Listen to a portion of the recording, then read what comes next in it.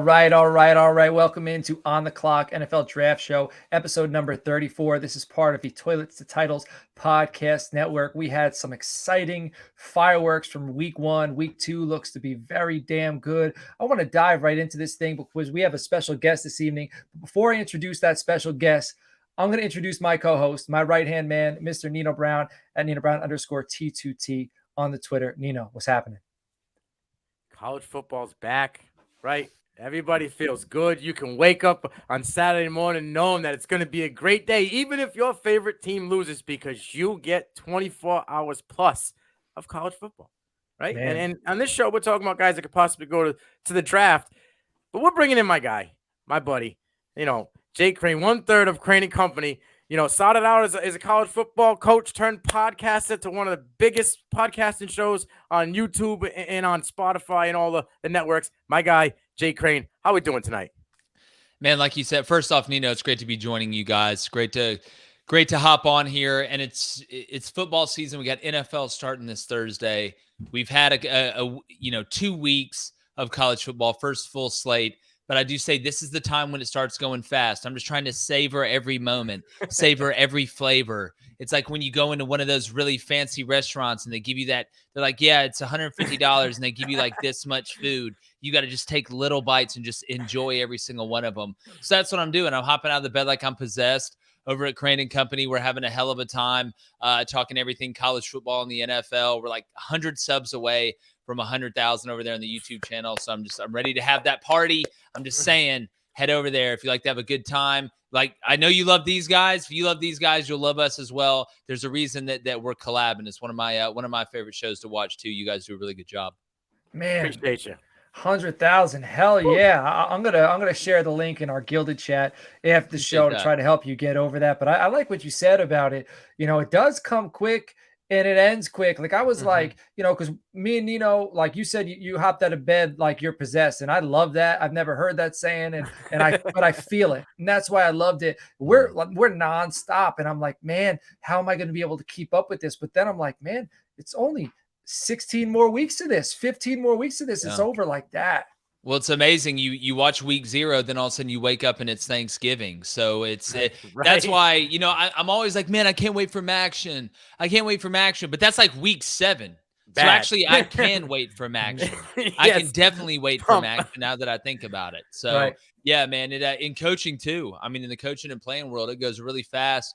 You get in that routine, you wait all off season. Oh man. Can't wait. All the stuff gets built up. Then all of a sudden, boom. You're in week 5 and hopefully you're feeling good, but you're probably not. Let's be honest. It depends, man. I can relate. Off seasons get long, but I do want to let everybody know over at toiletstotitles.com. Not only can you find our fantasy football content, we've already started our player profiles. We're going to be bringing on somebody next week who's joining the team. Somebody we kind of brought around last year, young buck, who's going to be working with us. So that's a little bit of a teaser, but our player profiles are going. So you want to check those out. Like, comment, subscribe on the YouTube. So Nino, week 1, it's behind us, some big time performances. So why don't we break down some of the big performances from this past weekend?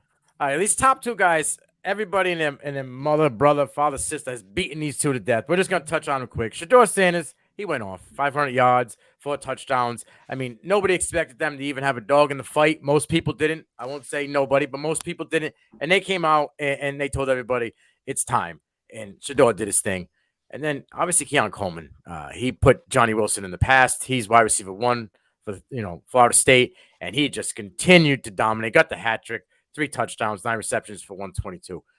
These other 3 guys, one of them kind of stood out, and he was talked about earlier. That's Michael Penix, and I said it before on my guy Jake Crain's show. I commented on one of his posts. Washington, Michael Penix could mess around, win the Pac-12, be in the college football playoff, and he could be in the Heisman talk right out the ripper. 450 yards, 5 touchdowns, 29 for 40. He's over above 70% completion. Every receiver caught a touchdown. He was just dialed up, wheeling and dealing. He's a gunslinger out there. Michael Pratt was another gunslinger for Tulane. 14 for 15, 294 yards, 4 touchdowns. Michael Pratt is a silent assassin. He does it every week. He continues to grow and get better. Lost a lot of weapons on that offensive. Both receivers and Tajay came out there and said, I'm good. Hold my coffee. I'm going to throw 4 of them. We're going to win this game. I think there were like 15 plus NFL teams in attendance for that one. Oh, I yeah. Oh, think yeah. Brad is on the radar. Yeah. Oh, he's bubbling, and everybody wants to be there for the party. And then the two last guys that we got on here, we got an edge rusher out of UCLA, Latu. I'm gonna mess it up. It's Latu maybe. He had 10 total pressures, 3 sacks, 3 QB hits, and 4 hurries. I mean, this guy was with a lawn chair in the backfield, just wreaking havoc. You might as well have been on their offensive line. Mekhi Wingo, interior defensive line for LSU, was probably one of the lone bright spots for LSU in this game. He seemed to be renting space in the backfield. 4 total pressures, 2 QB hits, 2 QB hurries. He had 3 solo tackles and 1 assist for 4 total. These guys performed good under the lights. Jake, what are your thoughts on these performers? Well, starting with Shedeur, I mean, I thought Sean Lewis, the offensive coordinator, the old head coach at Kent State who took the OC job, had a great plan. Look, he knows he's deficient on the offensive line. Colorado's not good up front. They gave up almost 10 yards a carry, struggled to run the ball, but he was getting rid of the ball so quick that TCU gave up on the pass rush. They started rushing 3, and I think he sat back there for an average of 4.1 seconds. You give any quarterback that amount of time, especially guys that can move and extend the play and keep their eyes downfield.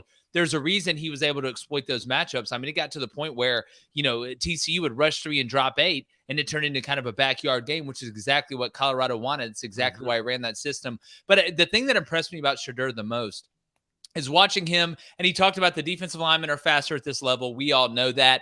He didn't get confused by enemy coverage, but the few times where they did get pressure, he stood in there and took the hit and delivered the ball. That's something that it invigorates the team. It's something you see in the film room. It's something that a lot of coaches, when they're evaluating high school quarterbacks, that's one of the things you look for. Is he willing to sit in there and take that hit, or is he going to shy away from the money and try and get away and either throw the ball away or find another out? Not that you want him to do it every time, but there's times where you need to stand in there and deliver the pill. I thought Shedeur did a really good job of spreading the wealth too.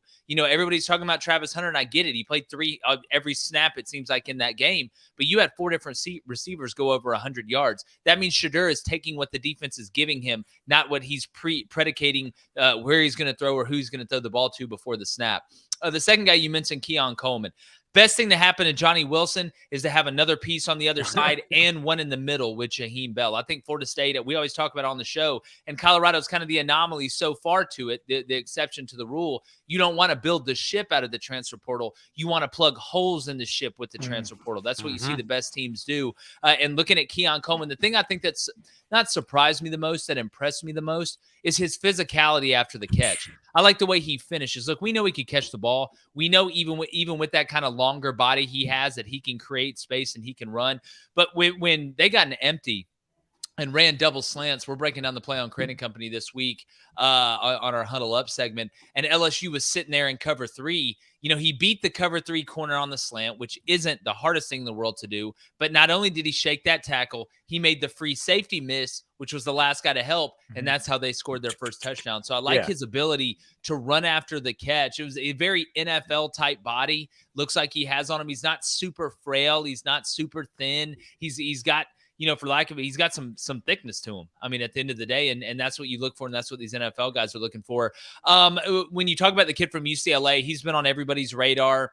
I think Coastal Carolina was kind of a sneaky game for them. They ended up not covering. What I like is he's able to turn speed to power. If he's wrong off the edge, if for some reason he takes too wide of an angle thinking it's pass, he's strong enough to be able to bull his way back in there. And again, we talk about two-way players at every position except defensive end for some reason, because they call them jacks most of the time and they don't call them defensive ends depending on what system you run. But what I like is you can leave him in there in every package. If it's 3rd and 13 and you want to run a game, or you want to just let them pin their ears back and go get him, he's one of the best guys to put on the field. If it's 3rd and 2 and they're going to run power or counter right at your ass, that's a guy you want go down boxing in or spilling it. So that versatility is going to serve him really well down the road. You mentioned Michael Pratt as well. Listen, Michael Pratt, not only is he going to go in there and make good grades, walk old ladies across the street, make sure you get your daughter home by 9:30 at curfew time, he's going to go out there and make the right decisions with the ball. Now, I want to make sure that we give Tulane's offensive line a lot of credit. They did lose a lot at the skill position, but that offensive line playing together, the way they're able to mix protections and not miss a beat, they're very in sync.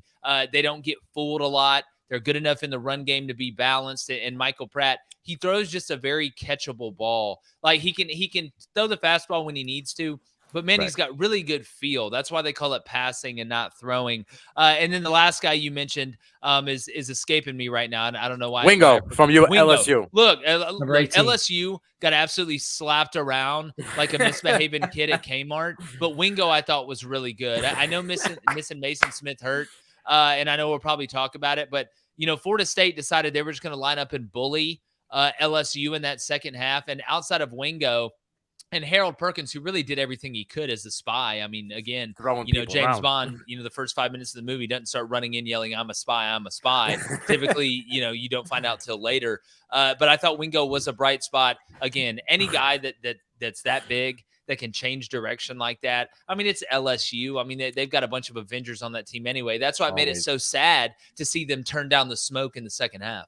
Man. Now, let me give you another name, too, I like a lot. Let me give you another name. Joe Alt from Notre Dame. All right, their tackle. Dude.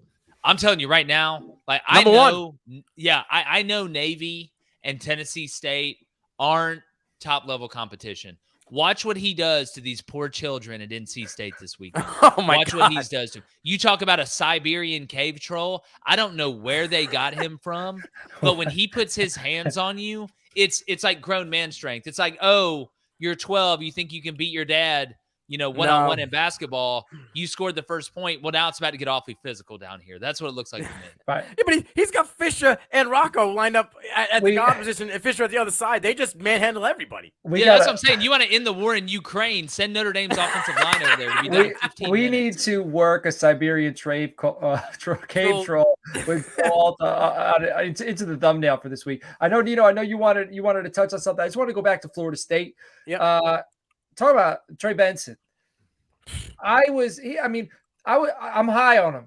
I've been high on him, but I was, he's good through clutter. But there was quite a few times where I saw him run into a blocked lane when there was space outside. So that was the one thing that concerns me a little bit. Obviously, with Keon Coleman, this is the first year I've ever dove into the draft this early. So usually I dive into draft prospects like December, January. By then, people kind of are what they are, and who's into this guy and who's into that guy. And I fell in love with Keon Coleman about 2 weeks ago, and I'm not ready to give him up. And now the whole world's awake on him, and it's like, it's now I got to share him. So it's tough doing it at this time. But are we concerned? So off of Florida State, are we concerned about that Ohio State offense?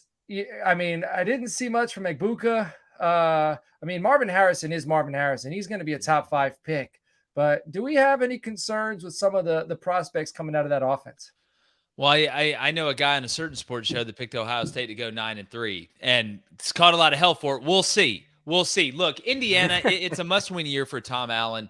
Kyle McCourty's a brand new guy taking over for C.J. Stroud. Took him a little bit of time to get going. I never really thought he really got going. Ohio State was a lot better pretty much at every position than Indiana was. Indiana put up a good fight. It's a great story, but so is Hansel and Gretel and Little Red Riding Hood, and we know how those ended. They just were out-talented at the end. But everybody gassing up Ohio State before the year now. People picking them. Ohio State, going to win the Big Ten, going to play in the national championship game. I'm telling you right now, they've got to play Notre Dame. You look at that schedule, right? They go to Notre Dame. They go to Michigan.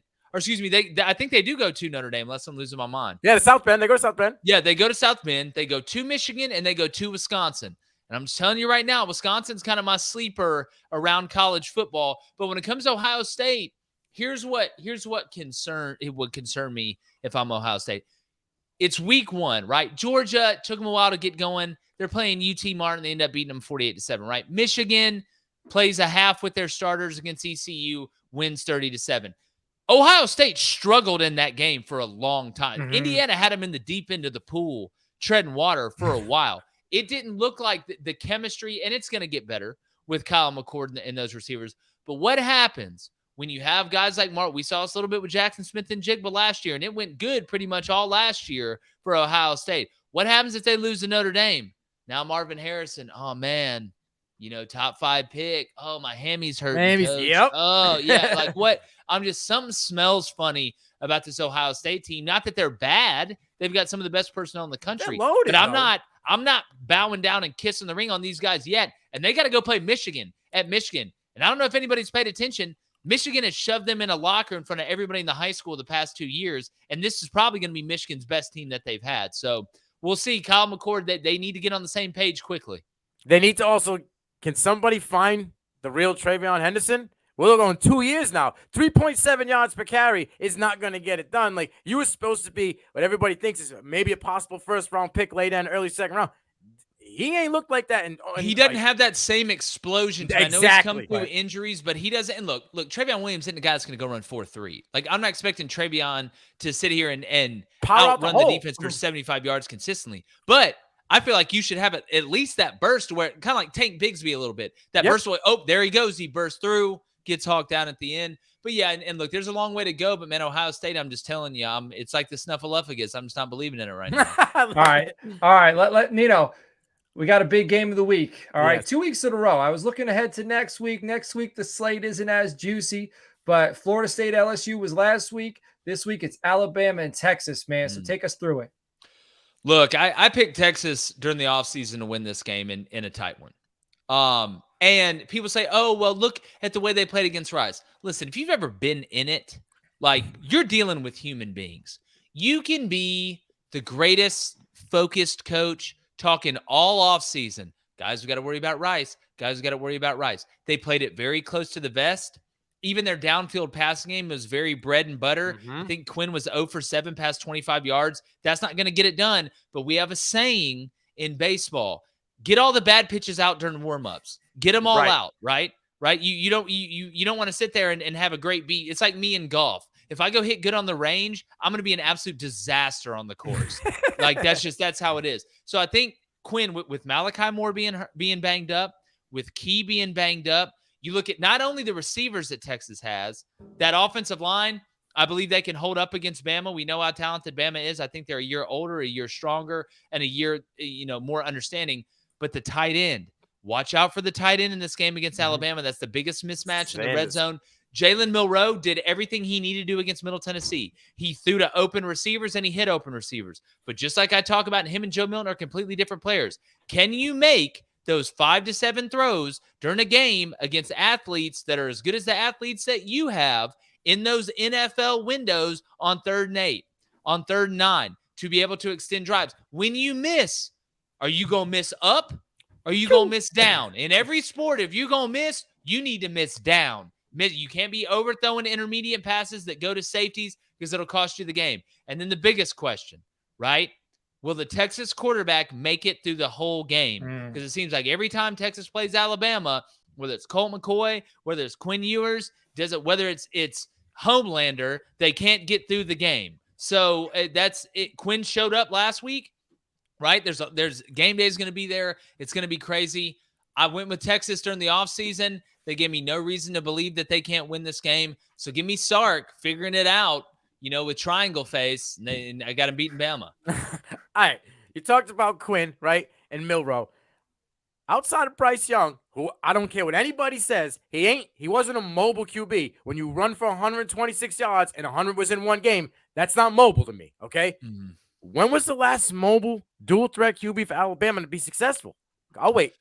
I would say Blake Sims, and they didn't win a natty that year. I would say Blake Sims, and they were really good that year because they had a monopoly on the offensive line and the defensive line. At the end of the day, mobile? Yeah.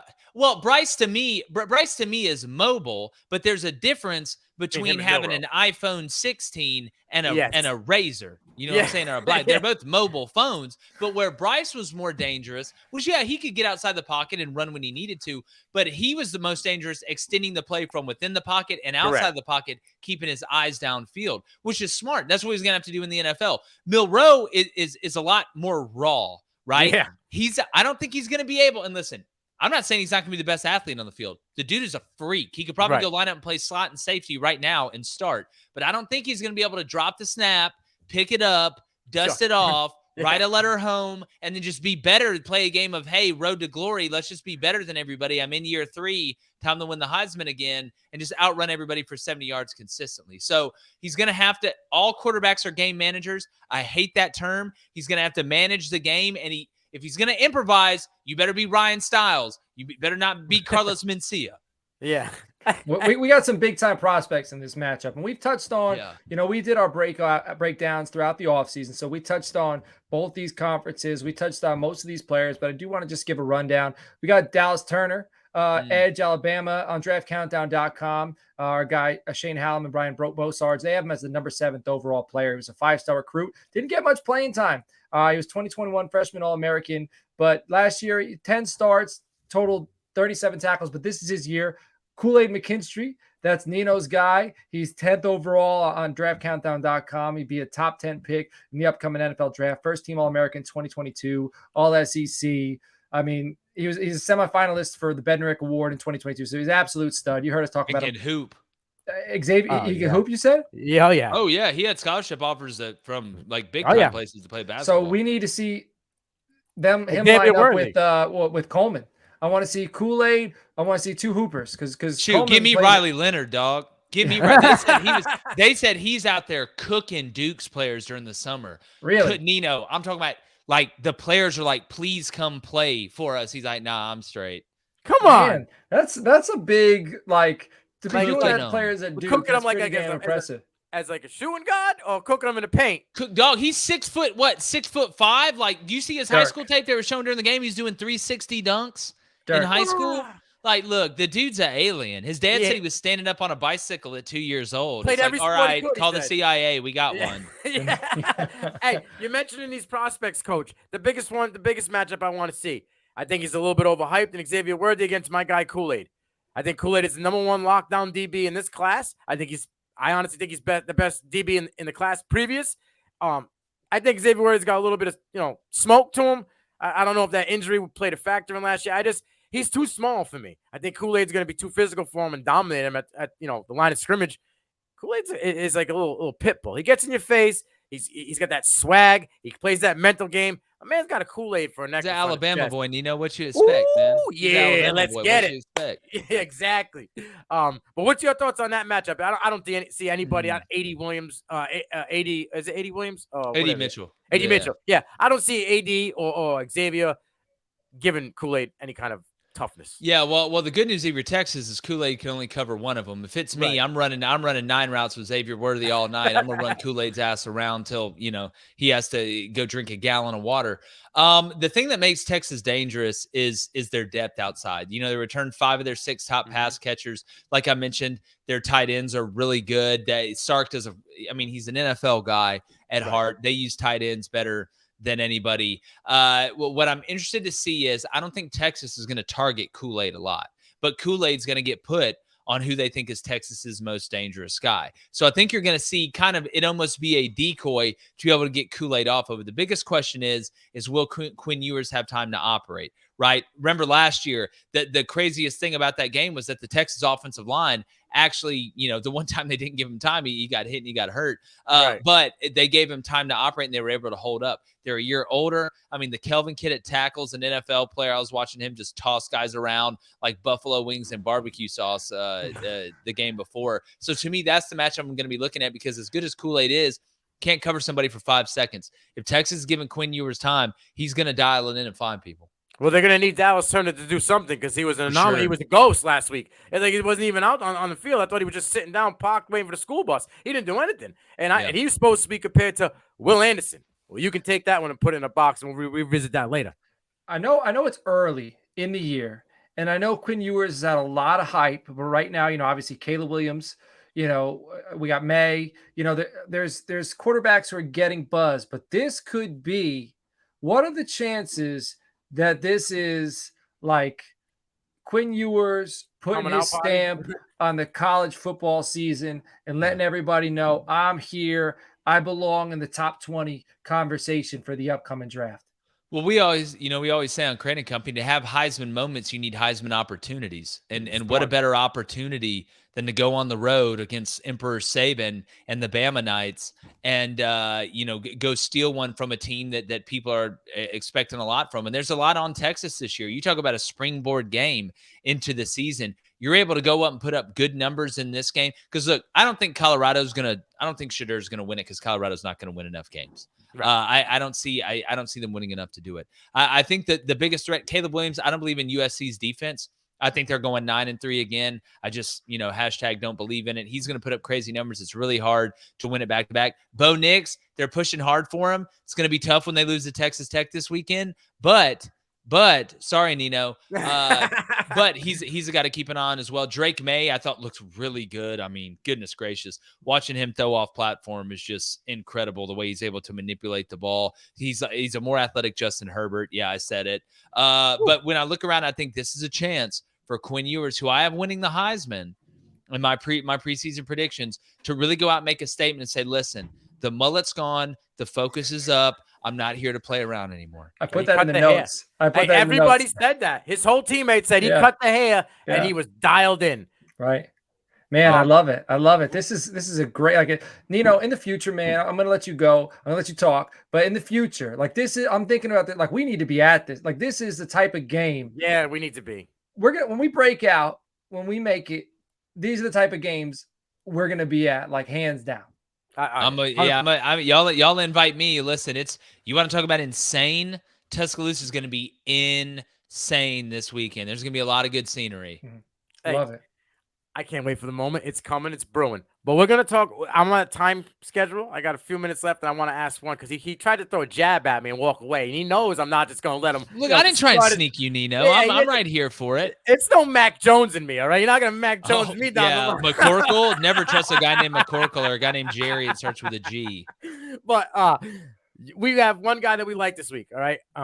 Leonard Taylor was my guy, but Bo Nix is my other guy. And I want to know, can Texas Tech rebound? Because Bo Nix seems to be back. Well, I watched that whole Texas Tech game because I've been high on them. Everything went right early. They were operating. They got up 17-0. They took their foot off the gas. They thought Wyoming's going to go away. If you've ever watched Yellowstone, Wyoming's not going away. Rip and the boys are going nowhere. They let them inch back in. Then all of a sudden, you're in a fist fight late in the game. Wyoming believes. And I feel like they were looking ahead a little bit to Oregon. But the last thing that Dan Lanning and Gordon Bombay and all the other coaches of the Ducks wanted was for Texas Tech to go lose at Wyoming. Why?